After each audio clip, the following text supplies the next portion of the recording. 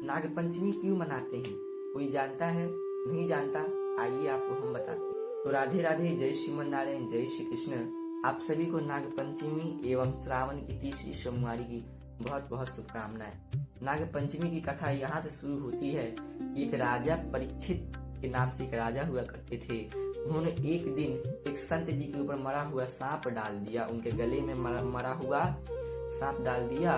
तभी संत जी खड़े होकर और क्रोधित होकर उन्हें श्राप दे दिया कि जा, तूने मेरे गले में मरा हुआ सांप डाला, आज से 7वें दिन तुझे तक्षक नाग आकर डस लेगा और तेरी प्राण चली जाएगी, तू मृत्यु को प्राप्त हो जाएगा।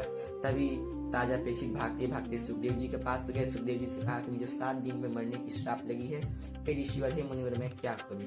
तब सुखदेव जी ने कहा कि भागवत कथा सुनिए, और वहीं पर सुखदेव जी ने भागवत कथा सुनाई राजा परीक्षित जी को। 7 दिन में उन्होंने बहुत मन से कथा सुनी। 7वें दिन तक्षक नाग आए और राजा परीक्षित को डसा और उनकी मृत्यु हुई, और मृत्यु होकर सीधे वो प्रभु के धाम को चले गए, वैकुंठ में उनका वास हो गया।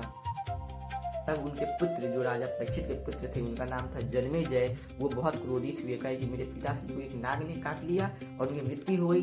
मैं यह घोषणा करता हूँ, मैं वचन लेता हूँ कि मैं एक ऐसा यज्ञ करूंगा, पूरे नाग वंश का विनाश कर दूंगा। वो बैठ गए यज्ञ करने, और इतना बड़ा यज्ञ, इतना विशाल यज्ञ किया कि दूर दूर के जितने नाग थे आकर उस यज्ञ कुंड में गिरने लगे, सभी जलकर मरने लगे। तभी ये बात आस्तिक मुनि को पता चली, तो आस्तिक मुनि तुरंत वहां पर आकर उस यज्ञ को खंडित किया, उस यज्ञ को रोका और पूरे नागवंश को सुरक्षित किया। और आस्तिक मुनि ने कहा कि चलिए, मैंने तो आप ही प्राण की रक्षा की, आप बताइए आप जग कल्याण के लिए क्या कहिएगा? तभी नागराज जो थे वहां पर, उन्होंने कहा कि हे मुनि जी, मैं आज से शपथ लेता हूँ कि जो भी नाग पंचमी तिथि पर, जो भी श्रावण मास की पंचमी तिथि पर जो नाग पंचमी पड़ती है, उस दिन मेरी सच्ची मन से मेरी पूजा आराधना करेगा, मैं उसके घर में कभी भी दुर्घटना नहीं होने दूंगा, मैं उसके घर में कभी भी जाकर नहीं डसूंगा। जो सच्चे मन से नाग पंचमी के दिन मेरा पूजा आराधना करेगा, मैं उसे हमेशा सुख शांति ही प्रदान करूंगा, मैं उससे दूर रहूंगा।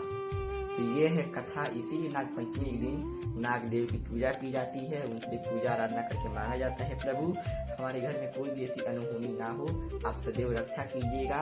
और आप सभी अपने द्वार पे, मेन गेट के सामने आस्तिक मुनि लिख कर लगा दीजिए, उनके नाम से ही घर में सांप नहीं प्रवेश